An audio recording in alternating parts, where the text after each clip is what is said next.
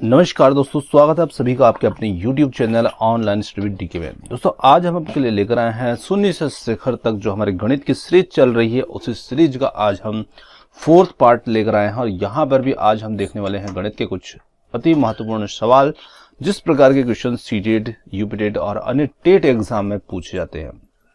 तो चलिए और स्टार्ट करते हैं और देखते हैं। और ये प्रश्न आपको आने वाले सीटेट और अन्य टेट एग्जाम के लिए काफी उपयोगी साबित होंगे। और आपने अभी तक हमारे नए चैनल को यदि सब्सक्राइब नहीं किया है तो प्लीज आप उसे सब्सक्राइब जरूर कर लीजिएगा, क्योंकि वहां पर आपको मिलेगा सभी प्रकार की एनसीईआरटी बुक्स का सॉल्यूशन, वो भी हिंदी मीडियम के साथ। और हमारा जो नया चैनल है उसका नाम है मेरा घर मेरा स्कूल। चलिए अब यहाँ पर बात करते हैं पहले क्वेश्चन की। और पहला क्वेश्चन है यहाँ पर 5 की घात 0 का मान क्या होगा।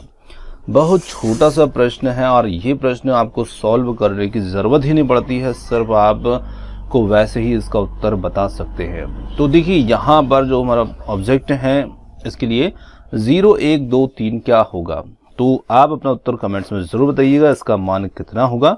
तो चलिए यहाँ पर आपको एक बात ध्यान रखना है कि कोई भी नंबर है और उसके ऊपर जब भी कोई भी घात के रूप में यदि शून्य होता है तो उसका मान ध्यान रखिएगा शून्य नहीं होता है, 1 होता है। उसकी वैल्यू कितनी होगी, 1 होगी जब भी आपको किसी भी संख्या के ऊपर घात के रूप में 0 मिलता है। तो ये बात आप ध्यान रखिएगा। तो यहाँ पर आपका उत्तर कितना बन जाएगा, 1 आपका उत्तर होगा। और ये आपको कौन से विकल्प में दिया है, तो ये आपको दिया है यहाँ पर ऑप्शन बी के रूप में। यहाँ पर आपको उत्तर देखने को मिल रहा है, 1 यहाँ पर दिया है। तो यहाँ पर हम कह सकते हैं कि ऑप्शन बी जो होगा हमारा यहाँ पर उत्तर हो जाएगा। चलिए अब यहाँ पर 5 की जगह पर कोई भी नंबर रख दे तो भी आपको ये बात ध्यान रखना है कि कोई भी नंबर हो, चाहे कोई सा भी अंक दिया हो, वहां पर घात 0 हो तो मतलब उसका उत्तर 1 होता है। चलिए बढ़ते हैं अगले क्वेश्चन की ओर। और अगला क्वेश्चन है यहाँ पर एक सैन्य कंपनी में 19,600 जवान हैं और वे उतनी ही पंक्ति में खड़े हो सकते हैं जितने प्रत्येक पंक्ति में जवान। मतलब देखिए पंक्ति के अंदर जवानों की संख्या और पंक्ति की संख्या बराबर है, तो एक पंक्ति में जवानों की संख्या जो होगी वो क्या होगी, ये हमें इसमें बताना है। तो देखिए जब इस प्रकार का क्वेश्चन होता है तो यहाँ पर कुल जवानों की संख्या हमें दे रखी है 19,600 हैं और एक पंक्ति में उतने ही जवान खड़े होंगे जितने की प्रत्येक पंक्ति में जवानों की संख्या, मतलब पंक्ति भी उतनी ही होगी और जवान की संख्या भी पंक्ति में उतनी होगी। तो ऐसे क्वेश्चन के लिए आपको सीधी सीधी जो भी संख्या यहाँ पर दी होती है कुल संख्या, उसका आप सीधा सीधा वर्गमूल निकाल लीजिएगा। और वर्गमूल निकालने पर जो वर्गमूल होगा वो आपका उत्तर हो जाता है। तो देखिए यहाँ पर हमारे लिए संख्या है 19,600। अब मैं आपको एक ये बात यहाँ पर बताता हूँ, जैसे कि इस संख्या का हमें वर्गमूल निकालना है तो हम डायरेक्टली इसका वर्गमूल कैसे निकाल सकते हैं बिना इसको हल किए हुए। तो देखिए आपको एक बात ध्यान रखना है, जब भी आप वर्गमूल निकालने जा रहे हैं और उसके अंदर यदि शून्य है तो शून्य यदि सम संख्या में है, जैसे कि यहाँ पर 2 शून्य है या फिर 4 शून्य हो या फिर 6 शून्य हो, तो आप जब भी वर्गमूल निकालने जाएं तो देखिए 0 जितने भी होते हैं ना उनका आप आधा कर लीजिए, उतने आधे 0 उसमें लग जाएंगे। तो देखिए मैं यहाँ पर इस नंबर को थोड़ी देर के लिए 2 टुकड़े में तोड़ रहा हूँ। जैसे कि मैंने ये 2 0 है, तो 2 0 का जब वर्गमूल हम करेंगे, मैं आपको एक छोटा सा तरीका बता रहा हूँ जिससे मैं यूज कर लेता हूँ। तो देखिए 2 0 का कितना हो जाएगा, 1 0, 4 होंगे तो 2 हो जाएंगे, 6 होंगे तो 3 0, मतलब उसके आधे कर देंगे। अब आपके लिए इधर जो नंबर बच रहा है वो कितना होगा, सिर्फ 196। तो 196 का वर्गमूल जो है वो तो आप बहुत ही आसानी से निकाल सकते हैं, क्योंकि 196 जो होता है ये कौन सी संख्या का वर्ग होता है ये आपको पता होना चाहिए। तो आपने सिंपल से 1 से 20 तक का वर्ग जानते हैं, तो उसमें आप ध्यान रखा होगा, आपने देखा होगा कि जो 14 होता है तो 14 का वर्गमूल 196 का वर्गमूल 14 होगा, या हम कह सकते हैं कि 14 का वर्ग 196 होता है। तो 196 का वर्गमूल हमने आसानी से निकाल लिया। अब आप 14 के पीछे ये 0 लगा लीजिए तो आपकी जो वर्गमूल वाली संख्या होगी ना वो निकल के आ जाएगी 140। तो इस तरीके का उपयोग आप सिर्फ तब कर सकते हैं जब आपको सम संख्या में 0 मिलते हैं तब। तो इसी चीज का उपयोग आप तब कीजिएगा जब आपको सम संख्या में शून्य मिलते हों और वो भी लास्ट में, है ना, सम संख्या में मिले और वो आखिर में मिले, सबसे आखिरी में मिलते हों। तो उस स्थिति में आप इस तरीके का उपयोग कर सकते हैं और आगे का नंबर जो होगा उसका आप वर्गमूल बहुत आसानी से निकाल सकते हैं, मौखिक रूप से भी लिख सकते हैं।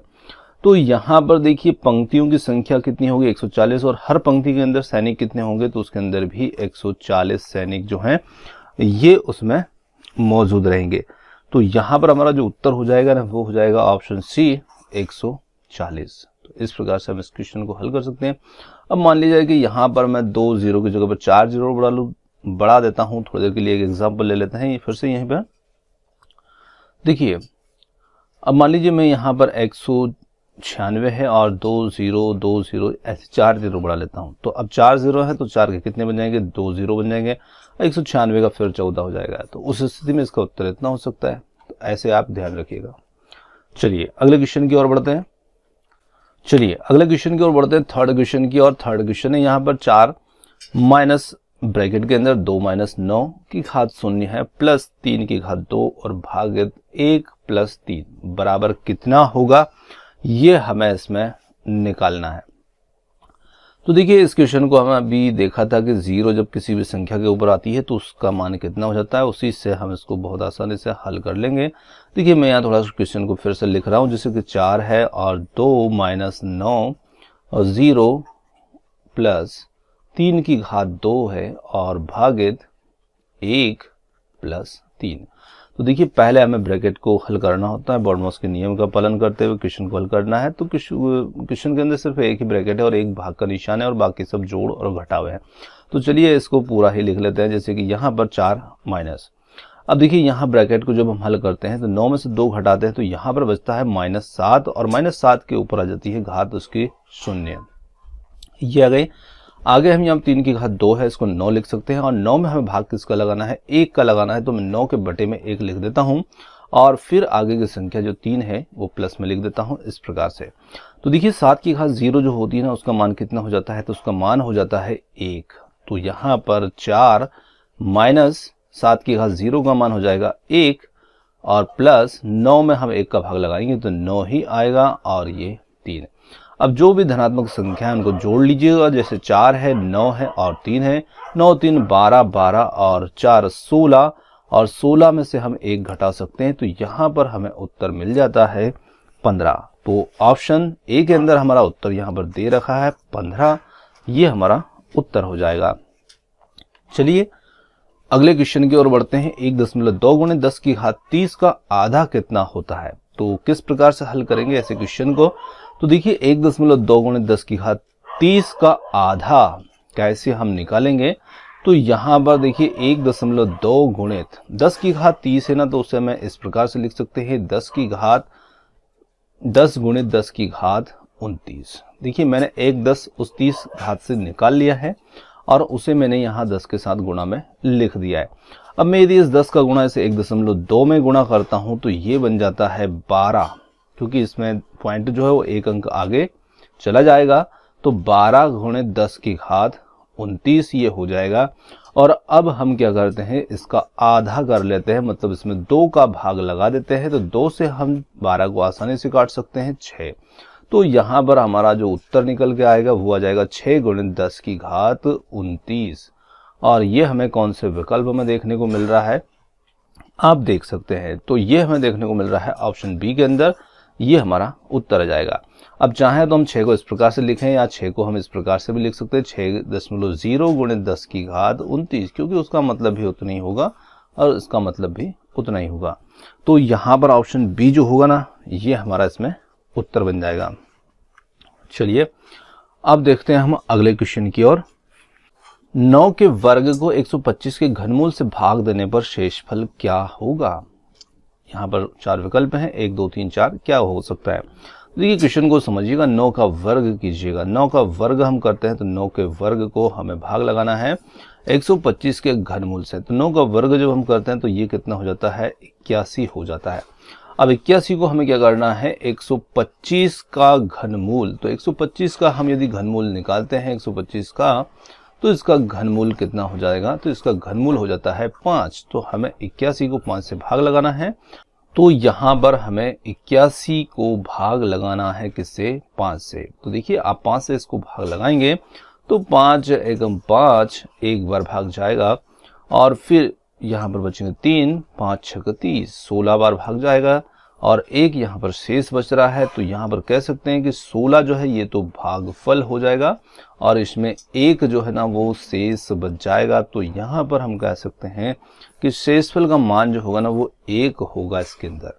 तो ये हमारा उत्तर होगा, ऑप्शन ए यहाँ पर उत्तर बन जाएगा। चलिए अगले क्वेश्चन की ओर बढ़ते हैं और अगला क्वेश्चन देखते हैं। अगला क्वेश्चन बहुत ही मजेदार क्वेश्चन है। यहाँ पर 6th क्वेश्चन है और इसमें हमें मिल रहा है संख्या इस प्रकार से, जैसे रूट के अंदर 16 है और फिर इसी रूट के अंदर एक और रूट है उसमें 8 है और इसी रूट के भीतर फिर एक और रूट है, यहाँ पर संख्या 4 है। अब इसका मैं पूछा है कि इसका मान क्या होगा। तो देखिए सबसे पहले हम सबसे भीतर वाले जो रूट है जो इसको हल करेंगे। तो देखिए यहाँ पर जो 16 है उसे तो वैसे ही लिख लेते हैं, 8 को लिख लेते हैं और 8 के साथ में यहाँ पर 4 का वर्गमूल हम निकालते हैं। तो 4 का वर्गमूल कितना हो जाएगा, 4 का वर्गमूल हो जाता है 2। तो हम 2 का इसमें गुणा कर देंगे। तो देखिए 16 और 8 दूनी इनका गुणा करेंगे तो ये भी कितना हो जाएगा 16। 16 का वर्गमूल जो होगा वो कितना हो जाता है, तो वो हो जाता है 4।